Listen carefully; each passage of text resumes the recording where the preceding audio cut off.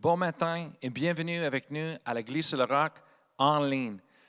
Je suis Pasteur Brian et je suis content que vous êtes là avec nous ce matin. Si vous êtes nouveau, nous désirons de vous connaître. Voici une façon de faire ça, c'est d'aller sur notre site web qui est www.eslr.org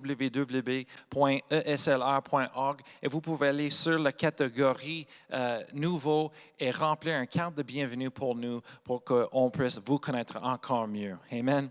Et aussi, je veux vous encourager de connecter avec nous à travers des médias sociaux. On a Facebook, un Instagram, chaîne YouTube et aussi notre site web. Si vous avez des requêtes de prière, s'il vous plaît, envoyez-le à info@commercial-eslr.org par email et on va être capable de le recevoir et de prier pour vous. Amen. Moi, je vous encourage aussi encore, il y a des capsules d'inspiration avec Pasteur Chantal, notre pasteur fondatrice de l'Église sur le Roc. Amen. Chaque jour pendant la semaine, vous pouvez vous abonner à la chaîne de YouTube ou sur le Facebook, Amen, où est-ce que tous les jours, vous allez recevoir une capsule d'inspiration pour vous encourager et édifier dans le Seigneur. Aussi, en parlant de nos pasteurs fondateurs, on a nos pasteurs fondateurs, Pasteur Réal et Chantal Paulus, ici avec nous ce matin. Ils vont porter un message sur la foi. On va être vraiment encouragés, édifiés ce matin. Alors, demeurez avec nous, parce qu'après la louange, Amen, on va recevoir de la parole de Dieu. Si vous êtes des adolescents, moi, je vous encourage tous les vendredis soirs de connecter sur PY Québec sur Facebook Live avec les autres adolescents de votre âge. Amen, ici à l'Église sur le Roc. Il y a toujours un temps avec Eric et Mercedes pour un temps de prêche, d'enseignement dans la parole de Dieu. Et aussi après, ils ont un temps de camaraderie, de jouer ensemble. Il n'y a pas quelque chose de plus important, amen, sur la terre de la camaraderie entre les frères et les sœurs dans le Seigneur, avec les autres croyants, amen, pour encourager l'un l'autre. Alors, moi, je suis un parent avec les enfants, les adolescents, et ils sachent que ça, c'est la priorité pour les vendredis soirs. Et on planifie autour de cela pour eux autres, pour avoir le temps avec leurs autres amis, les autres adolescents, les frères et les sœurs dans le Seigneur. Alors, je vous encourage, si vous êtes des jeunes, vendredi soir, toujours de connecter avec eux autres sur Facebook Live. Vous êtes vraiment encouragés d'avoir du fun. Maintenant, c'est le temps, nous préparons d'avoir la louange. Amen. Alors, je vous encourage de se lever debout chez vous, d'ouvrir la bouche et de participer, amen, dans la louange. Ce n'est pas un concert, mais c'est la louange. Ça prend la participation, amen, pour recevoir de Dieu. Alors, je vous encourage que vous êtes bénis ce matin et demeurez avec nous.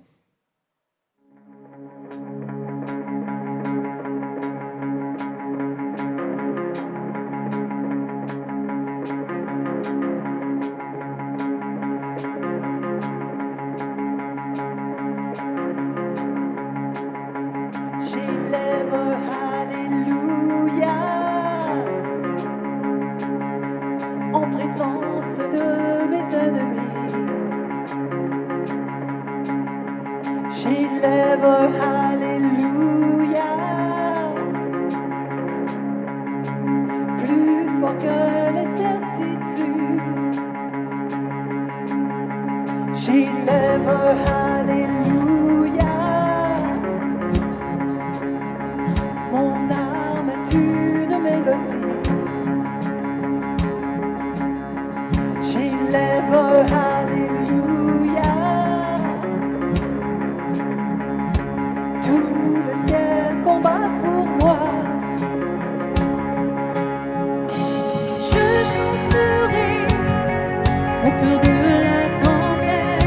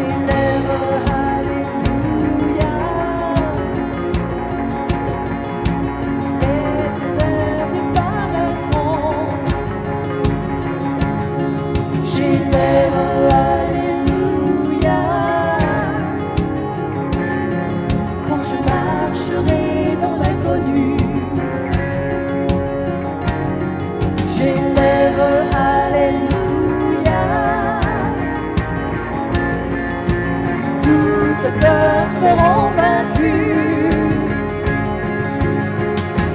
Je chanterai au cœur de la tempête, entends mes louanges, et soyons plus forts que l'orage. Depuis les cendres, l'espoir renaît, la mort a vaincu, le roi est vivant.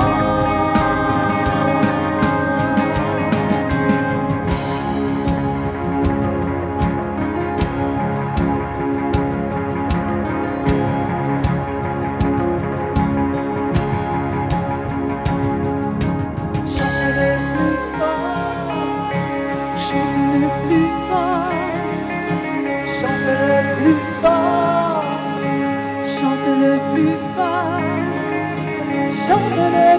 fort, chante le plus fort,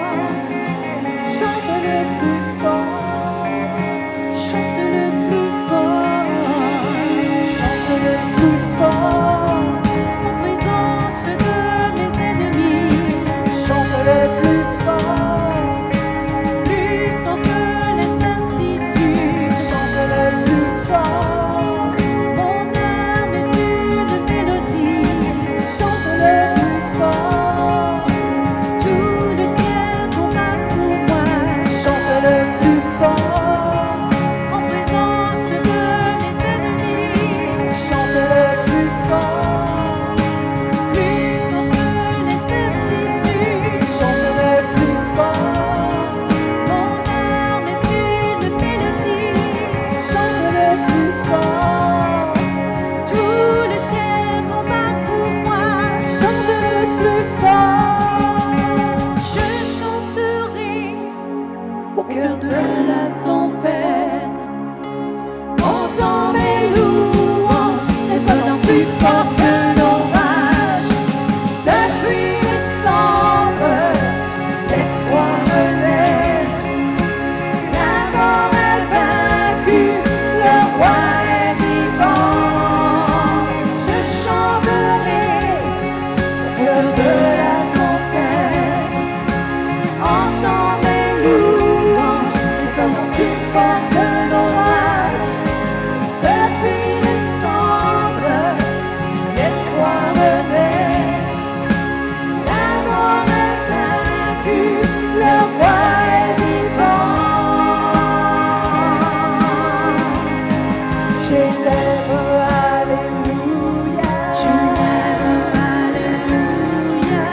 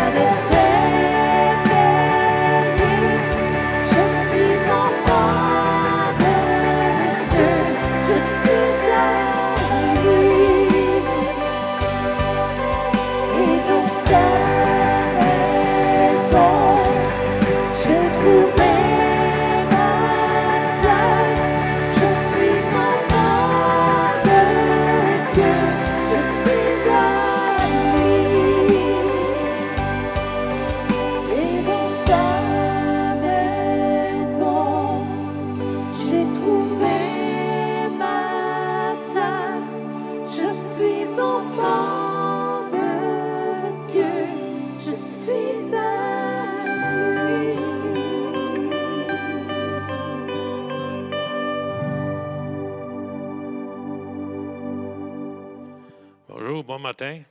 Ça fait plaisir que vous soyez avec nous ce matin. Alors, on passe les offrandes comme le dimanche, on fait d'habitude. Pour le moyen de donner, vous pouvez donner par Internet, comme vous pouvez voir en bas de votre écran. Et aussi, si vous êtes moins familier avec l'Internet, vous pouvez toujours l'envoyer par la poste. Il nous fait plaisir de prendre part à ce que vous faites. Amen. Vous savez, on parle souvent de donner à Dieu comme une résolu dans notre cœur. Mais ceci n'a rien à voir avec honorer Dieu. C'est plutôt concernant les offrandes après avoir donné la dîme. La dîme est obéir, honorer et faire confiance à Dieu. Dans Malachie 3,10, ça dit que Dieu parle, puis il nous demande d'apporter à la maison du trésor toutes les dîmes. Mais on sait que la maison du trésor, c'est l'Église. C'est là que commence la bénédiction surnaturelle de Dieu. Dieu dit dans Malachie 3, en résumé, ça dit, « Tenez-moi et vous verrez, je n'ouvre pas pour vous les écluses des cieux, et déverser la provision comme vous ne pouvez pas vous l'imaginer. » C'est trop pour être vrai, comme on dit, mais c'est la vérité. Une autre traduction dit, « Pour ma part, je vous défendrai contre les maraudeurs. Je protégerai vos champs de blé, vos jardins de légumes, et vous serez une nation bénie. » Merci Seigneur que nous avons une provision et une protection surnaturelle par notre obéissance à donner la dîme. Amen. Oh oui, on a une obéissance à donner la dîme. On a la faveur de Dieu sur nous en tout temps. Alors, je prie pour vous ce matin. Père éternel, je te remercie, Père éternel, que nous avons la faveur de Dieu sur nous quand nous honorons, quand nous t'honorons et obéissons à ta parole. Merci, Seigneur, de nous bénir abondamment. Amen. Alors maintenant, je vais passer mon épouse qui va vous enseigner ce matin. Merci. Bien, ça fait plaisir d'être ici ce matin avec vous. Je sais que vous êtes fidèles à tous les dimanches matins et on apprécie. L'Église sur le Roc, Pasteur Brian et Annie apprécient tellement de vous voir en ligne parce qu'on voit là, les gens qui sont en ligne, on voit combien de personnes ont participé et ça fait tellement, tellement plaisir de voir que vous restez branchés. Merci. On l'apprécie. Et vraiment, ce matin, j'avais dans mon cœur un message très important dans les temps dans lesquels on vit. Parce que j'écoutais juste une petite entrevue qu'ils ont fait à la télévision concernant qu'ils vont ouvrir les cinémas, mais que les gens n'ont pas le droit de manger du popcorn parce que c'est comme s'ils seraient au restaurant, franchement. C'est comme s'ils seraient au McDonald's ou c'est comme s'ils seraient au Tim Hortons. On va bien chercher les choses qu'on veut manger. Vraiment. Puis là, ils demandaient aux gens, qu'est-ce que vous pensez? Et j'ai remarqué une chose, la peur qui commence à rentrer dans le cœur du monde. Il y a des gens qui commençaient à dire, lorsqu'il leur était demandé, ils disaient, « Oh, bien, vous savez, peut-être qu'ils vont un peu vite pour ouvrir les cinémas. » Vraiment, là. Vraiment, on va à l'épicerie, on croise les gens, ils ont touché à des pommes, on leur touche après. Franchement, là, tu vas aller au cinéma, on va être assis à distance, puis on n'aura pas le droit de manger le popcorn parce qu'il faut garder les masques. Avez-vous remarqué combien on est rendu à la place qu'ils viennent voler notre joie, ils viennent voler notre foi, ils viennent voler notre paix, ils viennent tout voler? Faites attention parce que tout ce qui se passe présentement a un grand but. Et voici le but. C'est d'installer la peur dans le cœur des gens. Lorsque les gens ont la peur en eux, je vais vous dire, la peur puis la foi, ça ne fonctionne pas ensemble. Alors, mon message ce matin, c'est sur la foi. Pourquoi? Il faut en parler plus que jamais. Parce que si ce n'est pas la foi qui s'installe, je vous le dis, c'est la peur. Vous savez, quand Jaïrus, ils sont venus lui annoncer que sa fille qu'elle plus maintenant à l'extrémité, mais qu'elle était morte. Jésus qui était avec Jaïrus, qui se préparait à aller guérir cette jeune fille-là, maintenant les gens avait dit quelque chose qui occasionnait la peur, parce que Jésus a dit lui-même à Jairus, « Ne crains pas, crois seulement. » Autrement dit, commence pas à laisser rentrer la peur. J'ai toujours dit qu'il y a deux forces qui contrôlent le monde aujourd'hui. C'est ou bien la peur ou bien la foi. Et s'il y a un message qu'il faut prêcher plus que jamais, c'est bien le message de la foi. Alors, les pasteurs l'avaient à cœur, je l'avais à cœur, puis ça va bien. C'est ce qu'on avait à cœur ce matin. Et vraiment, j'ai été critiquée beaucoup concernant la foi. Concernant que j'étais une femme qui prêche sur la foi, puis on sait bien, vous autres, c'est juste la foi, demandez. Je vais vous montrer un petit exemple dans la parole de Dieu. Si vous tournez dans vos Bibles à la maison, à Acte 3, vous allez vous rappeler que Pierre et Jean montaient au temple et ils ont guéri un homme qui était impotent. Et lorsque les gens ont mis les yeux sur eux, ils ont ramené les gens à l'ordre et au verset 16, ils ont dit vraiment ce qui s'était passé. Ils ont dit, c'est par la foi. C'est par la foi en son nom que son nom a rétabli, raffermi celui que vous voyez et connaissez. Alors, ils ont dit, vraiment, là, c'est notre acte de foi dans le nom de Jésus qui a guéri cet homme-là. Et ce qui s'est passé, quand on va au chapitre 4, les gens, ils n'ont pas aimé ça. Mon doux. Et si je regarde le verset 13 et 14, la parole de Dieu dit, lorsqu'ils virent l'assurance de Pierre et de Jean, parce que vraiment, c'est quoi la foi? C'est une ferme assurance. Alléluia! On parle avec assurance. Amen. Lorsqu'ils virent l'assurance de Pierre et Jean, ils furent étonnés, sachant que c'étaient des hommes du peuple sans instruction, et ils les reconnurent pour avoir été avec Jésus. Mais comme ils voyaient là, près d'eux, l'homme qui avait été guéri et ils n'avaient rien à répliquer, ils ont vu l'homme qui était guéri, fait qu'ils n'ont rien à dire, ils n'ont rien à répliquer. Fait que qu'est-ce qu'ils ont décidé? Ils ont décidé, au verset 17, mais afin que la chose ne se répande pas davantage parmi le peuple, défendons-leur avec menace de parler désormais à qui que ce soit en ce nom-là. Voyez-vous, ces gens-là, il n'y avait rien à répliquer à propos de la foi et de l'assurance de Pierre et Jean. Alors, ils ont trouvé quelque chose. Ils ont dit, vu qu'on n'a rien à répliquer, on va chialer qu'ils prêchent au nom de Jésus. Alors moi, quand les gens me regardent, excusez, mais ils n'ont pas grand-chose à répliquer. Parce qu'ils regardent l'Église, ils voient mes filles qui sont mariées avec des hommes de Dieu qui servent le Seigneur. Ils voient que quand j'ai été atteint du COVID, j'ai ressorti de là. Alors, n'ayant rien à répliquer, alors on va chialer qu'elle prêche sur la foi. Comment vous trouvez ça? Complètement contraire à la parole de Dieu, parce que la parole de Dieu dit de ne pas imiter ces gens-là dans Acte 3. La parole de Dieu nous dit dans Hébreux 6, 12, « Imitez ceux qui par la foi et la persévérance héritent des promesses. » Vraiment, je ne veux pas avoir l'air d'une personne qui me pète les bretelles, mais je veux vous dire quelque chose. Ce n'est pas le temps d'imiter des gens qui chiolaient parce que Pierre et Jean avaient de l'assurance et parce qu'ils ont cru au nom de Jésus. C'est le temps d'imiter ceux qui, par la foi et la persévérance, héritent des promesses. Amen. Alors, vraiment, imitez. Imitez. C'est ce que la parole de Dieu dit, ceux qui par la foi. La parole de Dieu nous dit que le juste vivra par la foi. Ça, c'est dans Romains 1, 17. Le juste vivra par la foi. Alors, dans Hébreux 11, 6, la parole de Dieu dit même que c'est impossible de lui être agréable sans la foi.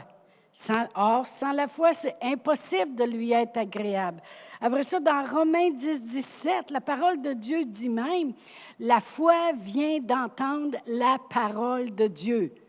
Alors, si la foi vient d'entendre la parole de Dieu et que vraiment les gens n'aiment pas qu'on prêche sur la foi, alors il va falloir arrêter de prêcher la parole de Dieu parce que la foi vient de l'entendre. Voyez-vous comment des fois on peut être induit en erreur, puis on est comme, vous savez, le diable, l'ennemi, il va venir nous étourdir avec des genres de philosophie quand on prend le temps de s'arrêter, on s'aperçoit que ça ne fait pas de sens, ça n'a pas d'allure. Si on veut arrêter la foi, il va falloir arrêter de prêcher la parole de Dieu. La foi vient d'entendre la parole de Dieu. Amen. Dans 1 Pierre 5, versets 8 et 9, la parole de Dieu dit « Soyez sobres, veillez. Votre adversaire, le diable, rôde comme un lion, cherchant qui il peut dévorer. Résistez-lui comment? Avec une foi ferme. » Alors, ça prend la foi. La parole de Dieu nous dit « Écoutez, on vous avertit, il y a un ennemi. Mais il va y avoir quelque chose que vous pouvez faire pour vivre en vainqueur. C'est résister avec une foi ferme. » Et vous savez, dans Éphésiens 4,13, je ne lirai pas tout le chapitre parce qu'il faudrait l'expliquer longtemps, mais la parole de Dieu nous dit que Jésus, avant de monter au ciel, il a donné des apôtres, des évangélistes, des pasteurs, des enseignants, des docteurs, des prophètes, pour le perfectionnement des saints en vue de l'œuvre du ministère, de l'édification du corps de Christ, jusqu'à ce que nous soyons tous parvenus à l'unité de la foi.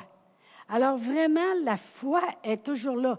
C'est tellement important, la foi, que dans Éphésiens 2,8, la parole de Dieu dit, c'est par grâce que vous êtes sauvés par le moyen de la foi. Voyez-vous, la foi, c'est le moyen que Dieu nous a donné pour être sauvés. C'est le moyen qu'il nous a donné pour résister au diable. C'est le moyen qu'il nous a donné. Il nous demande une chose, puis il dit, c'est le moyen, puis il dit, quand je vous le demande, je vous donne aussi une opportunité pour l'avoir. Il dit, écoutez la parole de Dieu, la foi va venir. À ce moment-là, vous aurez le moyen d'être sauvé, d'être guéri, d'être prospère, d'être délivré. Oui, toutes ces choses-là. Amen. Oh, gloire à Dieu. Ça, c'est ma fondation. Maintenant, je vais rentrer vraiment dans mon sujet ce matin. Parce que pourquoi premièrement, c'est impossible de prêcher la parole de Dieu sans la foi. Premièrement. Parce que il faut que tu crois ce que tu dis pour l'annoncer aux autres. Voyez-vous, quand j'arrive puis je prêche la parole de Dieu, vraiment, je l'écris ici, ce n'est pas ma foi, mais la foi de la parole de Dieu. Et on va regarder à une écriture, je vais tourner ce matin à 2 Corinthiens, et puis je vais aller au chapitre 4, 2 Corinthiens 4, et je vais lire le verset 12 et 13. 2 Corinthiens 4, versets 12 et 13. La parole de Dieu nous dit, « Ainsi, la mort agit en nous et la vie agit en nous. Et comme nous avons le même esprit de foi qui est exprimé dans cette parole de l'Écriture, j'ai cru, c'est pourquoi j'ai parlé. Et nous aussi nous croyons, et c'est pour cela que nous parlons. » Voyez-vous ici, Paul, il dit ceci. Il dit, « Et comme nous avons le même esprit de foi qui est exprimé dans cette parole de l'Écriture. » Voyez-vous, la parole de Dieu exprime la foi. Amen. La parole. Alors, lorsque je prêche la parole de Dieu, j'exprime la foi de la parole de Dieu. Il dit, qu'est-ce qu'on a fait avec ça, avec la foi qui est exprimée de cette parole de l'Écriture? Il dit, on l'a cru, puis on l'a parlé. Puis il dit, nous aussi, nous la croyons, puis nous la parlons. Alors vraiment, on exprime. Voyez-vous, il y a des gens qui expriment la foi du conditionnement physique. La foi, comment ça va te mettre en forme. Tu ne seras plus courbé, tu n'auras plus de misère à te pencher. Si tu es obligé de pelleter ta cour, tu ne feras pas un effort de dernière minute, tu vas être entraîné. Il y a des foi qui sont exprimées, des choses. Il y en a qui expriment la foi de la science. Tout ce que la science peut dire, puis tout ce qu'ils ont découvert. Et vous allez remarquer une chose, la science va toujours rendre véridique la parole de Dieu. Amen. Il y a beaucoup de tests qui ont été faits, puis ça confirme continuellement la parole de Dieu. Mais il y en a qui ils prennent la foi qui est exprimée dans les médicaments. Ils savent que telle chose va aider plus que d'autres choses. Mais vraiment, lorsque nous prêchons la parole de Dieu, on exprime la foi de l'Écriture, de la parole de Dieu. Amen. Alors, qu'est-ce qui arrive lorsque j'exprime la foi de la parole de Dieu? Alors maintenant, je vais tourner à Hébreux 11. Je sais que vous connaissez ce verset-là par cœur. On va le lire pareil, noir et blanc. Amen. Hébreux 11. Qu'est-ce qui arrive lorsqu'on exprime la foi de la parole de Dieu? Or, la foi, quelle foi? La foi qui est exprimée de la parole de Dieu est, qu'est-ce qu'elle est vraiment? Elle est une ferme assurance. C'est pour ça que Pierre et Jean, les gens étaient surpris de voir l'assurance qu'il avait. La même chose avec Jésus. Ils trouvaient qu'il parlait avec assurance puis autorité. Amen. Or, la foi qui est exprimée de la parole de Dieu, elle est vraiment une ferme assurance des choses que tu espères et une démonstration de celles que tu ne vois pas. Alors vraiment, je veux rester avec la première partie qui est la foi est une ferme assurance des choses que tu espères. Amen. Alors, vraiment, quand j'exprime la foi de la parole de Dieu, ça l'amène de l'assurance et ça l'amène les gens à avoir de l'espérance. Et c'est pour ça que l'enseignement de ce matin, j'ai appelé ça « Remettre l'espérance ». Voyez-vous, j'ai parlé au début comment tous les médias, tout ce qui se passe, ils annoncent jamais. J'écoute, puis j'essaie de trouver, à un moment donné, s'ils peuvent parler une affaire positive. Et lorsque les chiffres commencent à descendre, ils ne sont pas capables de dire, de rester juste là-dessus, puis dire « Wow, on s'en vient bien, on va s'en sortir ». Non, là, ils vont dire « Oui, mais ». Les chiffres descendent, mais il faut faire attention, parce que là, il y a des variants, puis un variant britannique, puis un variant brésilien, puis un variant, ben oui, on a les nations à cœur, merci Seigneur. Mais voyez-vous, on a des variants, puis là, il faut faire plus attention. Il installe la peur dans le cœur des gens, puis les gens perdent espérance.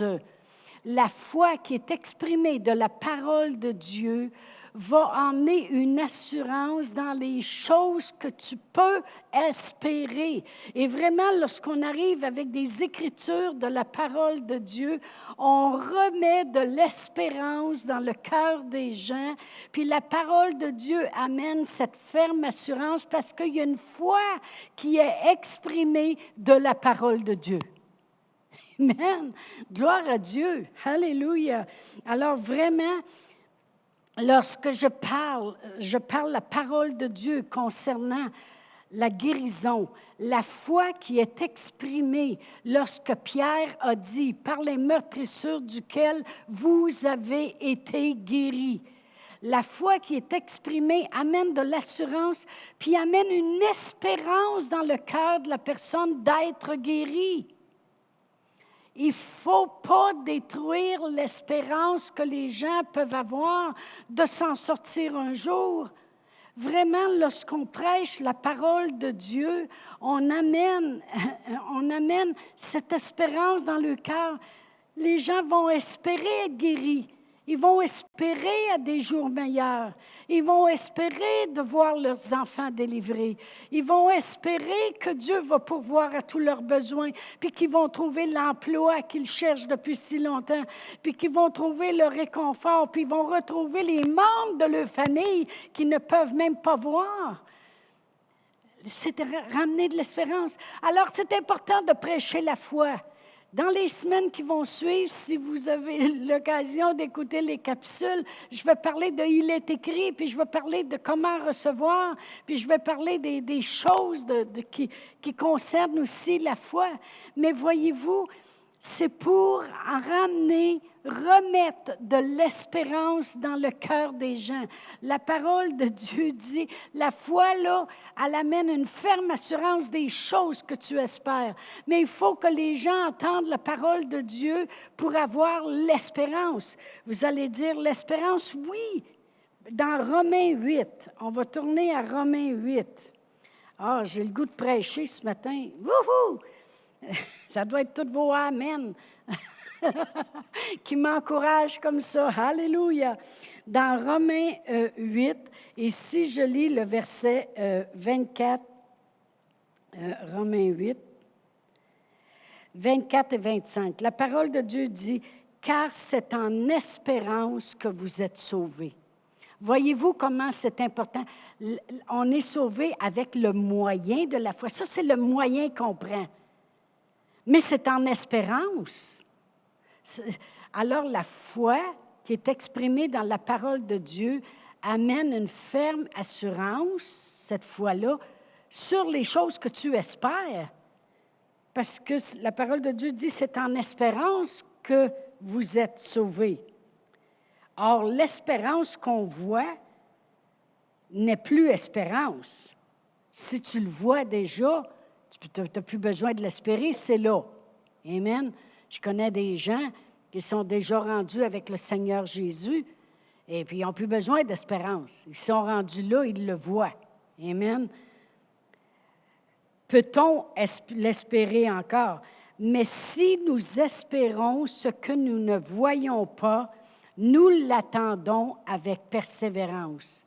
Voyez-vous, c'est tout connecté ensemble. Je ne vois pas présentement la liberté qu'on peut avoir de vivre une vie. Je ne pense pas qu'on va vivre une vie comme avant. Je pense qu'on va vivre une vie meilleure qu'avant. Parce que je pense que les chrétiens se sont levés puis ont dit un instant, on va prier plus puis les choses vont changer. Bien, avec plus de prières, je peux vous dire que les choses vont changer. Et ils vont changer toujours plus parce que Dieu fait toujours infiniment au-delà de tout ce qu'on peut demander ou espérer. Fait que moi, je ne retourne pas comme avant, je vais retourner plus qu'avant. Amen. Parce qu'avec Dieu, c'est toujours plus, c'est toujours meilleur. Gloire à Dieu. Mais voyez-vous, les choses qu'on ne voit pas, il faut les espérer. Vous comprenez? On ne voit pas encore la liberté, on ne voit pas encore les églises ouvertes. Ils vont rouvrir bientôt dans le nom de Jésus. Puis pas à 25. On ne voit pas encore ces choses-là. Mais ça prend de l'espérance. Parce que c'est par espérance qu'on est sauvé. C'est les choses qu'on ne voit pas qui prennent de l'espérance. Mais voyez-vous, la foi qui est prêchée amène une assurance sur les choses que tu espères. Mais ce que le monde, ce qui se passe dans le monde, ce qu'il essaie de faire, c'est voler votre espérance. Ne plus croire que ça peut revenir comme avant. Croire que ça va aller en empirant, parce que là, il y a les variants, puis il y a ci, puis il y a ça. Puis là, vous ne pourrez pas aller là, puis vous ne pouvez plus prendre l'avion, puis vous allez aller à l'hôtel, puis ça va coûter tant, puis toutes ces choses-là. Mais moi, je suis ici ce matin pour vous encourager à écouter la parole de Dieu, à rester branchés, à rester en prière encore plus qu'avant, à prendre la parole de Dieu, à vous brancher ici les dimanches matins, à recevoir la parole. Vraiment, ce matin, je dis exactement comme Jacques a dit dans Jacques 1, puis je pense que c'est verset 21. Il dit, recevez avec douceur la parole qui est plantée en vous et qui peut sauver vos âmes. Ne vous bornez pas à l'écouter seulement, rejetant tout souillure puis tout débordement de malice. Recevez avec douceur. Recevez ce matin, ce que j'ai à vous dire selon la parole de Dieu, comment Dieu m'a amené. Voyez-vous, je vais vous donner un exemple de l'espérance. J'ai une de mes amies qui demeure à Drummondville que j'apprécie beaucoup, que j'aime beaucoup. Et puis, elle vivait dans un sous-sol. Et puis, c'est juste des châssis en haut. Et puis, c'était divisé drôlement, puisque le salon est en avant, les chambres, la salle de bain, cuisine en arrière. Tout ce qu'elle voyait, c'était des jambes passées. Puis elle disait, moi, je suis fatiguée de rester ici, puis j'aimerais ça changer. Puis là, j'ai dit, écoute-moi bien. Alors, j'ai produit la foi en elle. J'ai amené ce que la parole amène. Amen. J'ai exprimé la foi de la parole de Dieu. Alors, je lui ai dit, tu sais, Dieu veut des grandes choses pour toi. Ça, elle prenait, mais j'exprimais la foi de la parole de Dieu. J'ai dit, moi, je crois dans mon cœur que Dieu voudrait que tu aurais le meilleur appartement qui soit. Puis j'ai dit, je vais prier pour toi. Alors, la parole de Dieu nous dit, la foi qui est exprimée dans la parole de Dieu nous dit de prier pour les autres. La foi dans la parole de Dieu nous dit de prêcher la parole. La foi dans la parole de Dieu nous dit qu'on peut croire avec une personne. On peut être deux en accord. Alors, tranquillement, je l'ai amené en accord avec moi. Alors, j'ai vraiment exprimé la foi de la parole de Dieu dans son cœur. Alors, elle a commencé à vouloir espérer. Elle a dit, tu penses que je pourrais? Ah! Là, je commençais à l'avoir. Je remettais de l'espérance en elle, en ce qui la concerne, de qu'est-ce qu'elle voulait avoir. Alors, je continuais à lui dire, je te le dis, tu vas avoir le meilleur. Prends ton temps, tu as le temps. Il y a des appartements, va les visiter. Je te le dis, moi, tu vas. Elle dit, moi, j'aurais aimé ça, avoir une salle de bain comme la tienne, où ce que tu as une douche et un bain. J'ai dit, on peut prier là-dessus. Il y en a des appartements. Elle dit, oui, mais ça coûte cher. Puis là, je disais son nom, je ne vais pas le dire là présentement. Et puis, je disais, écoute. Alors, j'exprimais la foi de la parole de Dieu, mais je voulais remettre de l'espérance en elle. Tout ça pour vous dire ceci. Elle a trouvé un appartement au 2e étage. Maintenant, ce n'est plus des jambes qu'elle voit passer. Elle a une belle vue. Deuxième chose, l'entrée est par en dedans. Ça veut dire que ces escaliers, elle rentre en bas puis elle monte les escaliers. Alors, c'est même pas là dehors l'hiver avec la neige puis la glace puis toutes ces choses-là. Deuxième chose. Troisième chose, c'est un 5,5. Il est tellement beau que je le prendrais, moi, son appartement. Vraiment, si j'aurais à déménager dans un appartement, je voudrais le sien. C'est tellement beau puis coquet de la façon que c'est fait. Troisièmement, dans sa salle de bain, elle a une douche, puis elle a un bain. Amen. Elle a même un comptoir, un petit mini-comptoir dans sa cuisine. Elle a 2 perrons. Un qui est en avant, qui peut avoir une vue sur un boulevard, puis un qui est sur le côté, par en arrière, où elle peut avoir une vue tranquille. Alors, quand elle a pris le soleil le matin, il savait encore du soleil, le soir, elle en a. Et puis, elle l'a eu 2 mois avant. Et puis, elle a dit, oui, mais il y a d'une certaine façon, il y a une madame qui est arrivée chez eux, puis elle dit, moi, là, il faut que je reste dans ton coin, puis mon fils, il reste pas loin. Alors, moi, ton loyer dans ton sous-sol, il m'intéresse, le prix m'intéresse. Elle l'a pris 1 mois avant le temps. Alors, Francine, elle a eu 1 mois complet pour aller tout peinturer son loyer, tout le préparer. Elle a déménagé là, puis quand elle s'est assise, elle a dit, « Wow! Je l'ai eu! » Qu'est-ce qui est arrivé vraiment? J'ai exprimé envers elle la foi de l'Écriture, des Écritures de la parole de Dieu. Ça l'a remis en elle de l'espérance. Ça se pourrait-tu que je l'aurais? ça se pourrait-tu que je me rendrais là? Wow, wow, ça serait trop beau pour être vrai, parce que sa foi n'était pas là où la mienne était, mais elle avait la foi comme un grain de sénévé, avec la foi comme une roche, ça a bien été ensemble. Mais j'ai remis de l'espoir dans son cœur. Amen. Après ça, elle est arrivée et elle a dit, sais-tu quoi? Elle a dit, finalement, on arrive mieux qu'avant. Ça coûte moins cher d'électricité parce que le loyer en bas, il se trouve à chauffer le haut, puis avec les grandes fenêtres, le soleil qui rentre. Elle dit, je n'avais pas réalisé que dans mon sous-sol, comment ça coûtait cher. Avec toutes les économies qu'ils ont fait, puis son mari s'est trouvé des petits sidelines, ils se sont achetés une nouvelle auto. Wow! Elle voulait toujours venir me voir à Sherbrooke, puis elle dit, je veux aller voir ton église. Oui, j'ai réinstallé de l'espoir, j'ai remis de l'espoir en elle. Et c'est par espérance que nous arrivons. Les choses qu'on ne voit pas, on les espère, mais avec la foi qui était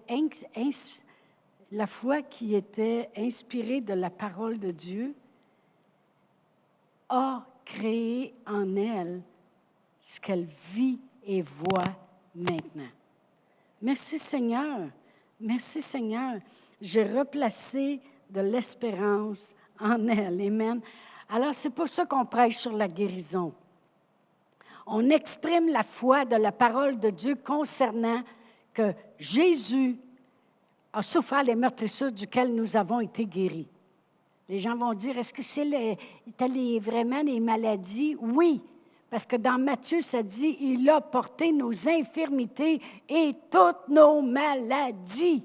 C'est-tu assez clair? Alors, on exprime la foi de l'Écriture, on amène les gens à espérer, à être guéris, et en continuant d'exprimer la foi de l'Écriture, ça l'amène une ferme assurance des choses qu'ils vont maintenant espérer. Moi, je ne pouvais pas espérer ne plus avoir peur tant que je n'ai pas entendu quelqu'un exprimer la foi de la parole de Dieu, que Dieu voulait que je vive en paix. Et pourtant, c'est écrit dans la Bible, mais je ne l'avais jamais lu. Et c'était écrit que Jésus dit, je vous laisse ma paix, je vous donne ma paix, je ne donne pas comme le monde donne. Et la personne croyait que je pouvais vivre en paix.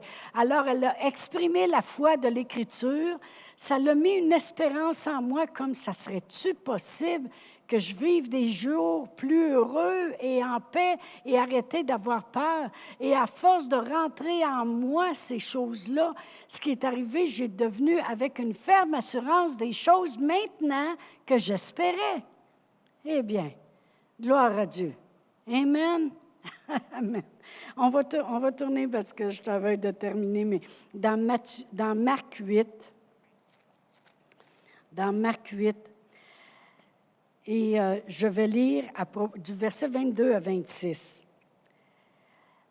C'est Jésus qui a guéri un aveugle. Voici, verset 22. Ils se rendirent à Bethsaïda et on amena vers Jésus un aveugle qu'on le pria de toucher. Il prit l'aveugle par la main et le conduisit hors de la ville. Puis il lui mit de la salive dans les yeux. Alors Jésus a craché à terre, l'aveugle ne voit rien, mais il entend quelqu'un cracher. D'un coup, il sent quelque chose de froid dans ses yeux. C'est de la boîte. Il lui imposa les mains et lui demanda s'il voyait quelque chose. Il regarda et dit, j'aperçois les hommes, mais j'en vois comme des arbres et qui marchent. Jésus lui mit de nouveau les mains sur les yeux. Alors Jésus a même prié 2 fois. Et quand l'aveugle regarda fixement, il fut guéri et il vit tout distinctement. Alors Jésus le renvoya dans sa maison en disant, n'entre pas au village. Mais ce que je veux que l'on voit ici, c'est au verset 23, puis c'est très, très important. Ça dit, il a pris l'aveugle par la main et le conduisit hors du village. Savez-vous, c'est une belle image.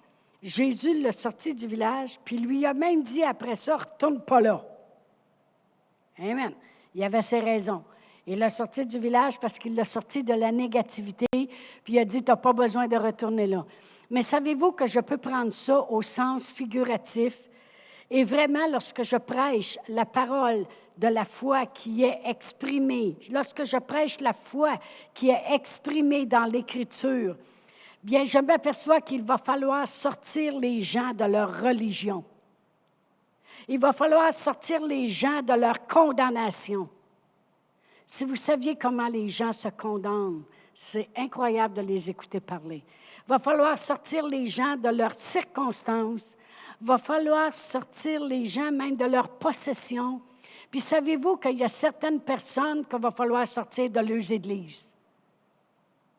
Jésus l'a sorti du village, puis l'a emmené, puis il l'a sorti de ses circonstances. Savez-vous que lorsqu'on prêche la foi,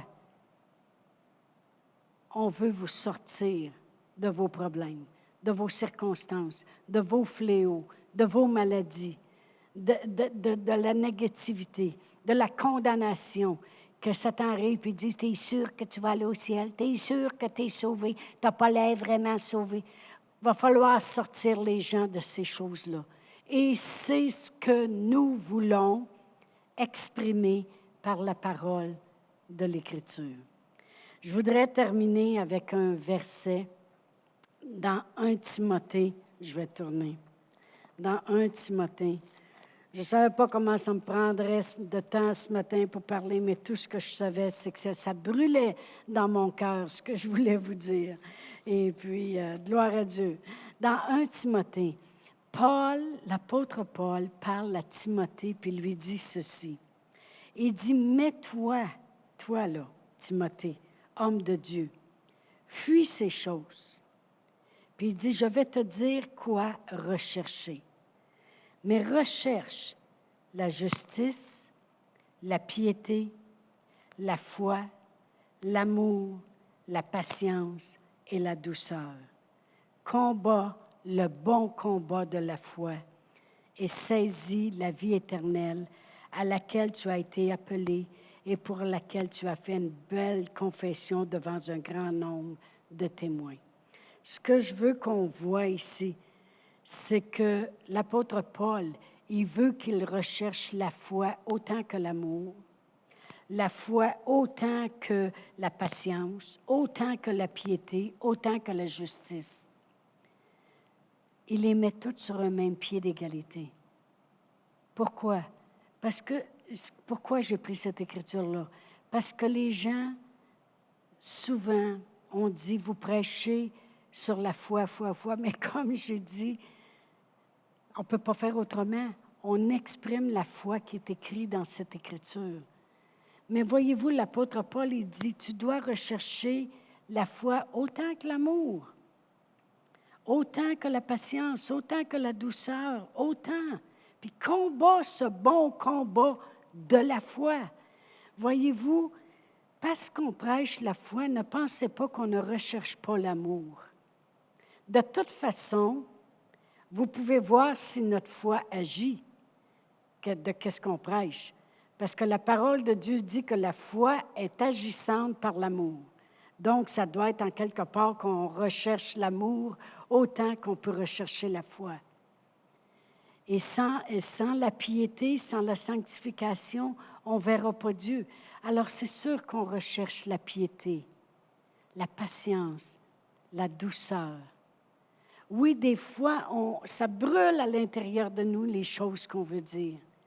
Mais ce que je voulais qu'on voit vraiment ce matin, c'est l'importance de la foi et de prendre la parole de Dieu puis de le croire que la foi va être exprimée de la parole de Dieu et que vous pourrez avoir cette assurance et remettre de l'espoir dans le cœur des gens. Restez branchés à la parole.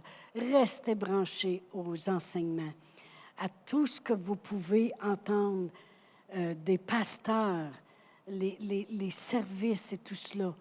Pourquoi? Parce que ça remet de l'espérance en vous et la parole de la foi est exprimée et vous pourrez recevoir les choses que vous croyez. C'est aussi La foi est aussi une démonstration des choses, justement, qu'on ne voit pas, c'est-à-dire qu'on a espéré. Merci, Seigneur, pour la foi. Alors, je voudrais vraiment prier pour vous ce matin. On vous a à cœur. Si vous saviez comment on pense à vous, même la semaine passée, je priais un matin tôt et puis je nommais les gens. Je les voyais où vous vous assoyez dans l'Église. Et j'ai nommé, puis je disais, Seigneur, je prie pour eux. Nous prions pour vous. On veut le meilleur pour vous. C'est pour ça qu'on a été établis ici, par Dieu. C'est Dieu qui a établi les choses ici. Alors restons branchés à la foi et non pas à la peur qui est exprimée sur tous les médias. Amen. Alors laissez-moi prier pour vous, mais je veux prier pour vous en premier et on fera la prière du salut à la fin. Alors, Père éternel, je veux prier pour les gens ce matin. Je te demande, Seigneur, que l'espérance demeure en eux. Demeurez avec les choses que vous aviez dans vos cœurs. Qu'un jour, vous pourriez faire telle et telle chose. Qu'un jour, vous verriez vos enfants suivre le Seigneur. Qu'un jour, vous verriez en vous germer la guérison. Qu'un jour, vous auriez la position à laquelle vous espérez. Alors, Père éternel, je prie pour eux, pour que cette espérance, tu dis dans ta parole, Seigneur, qu'il y a 3 choses qui demeurent. La foi, l'espérance et l'amour.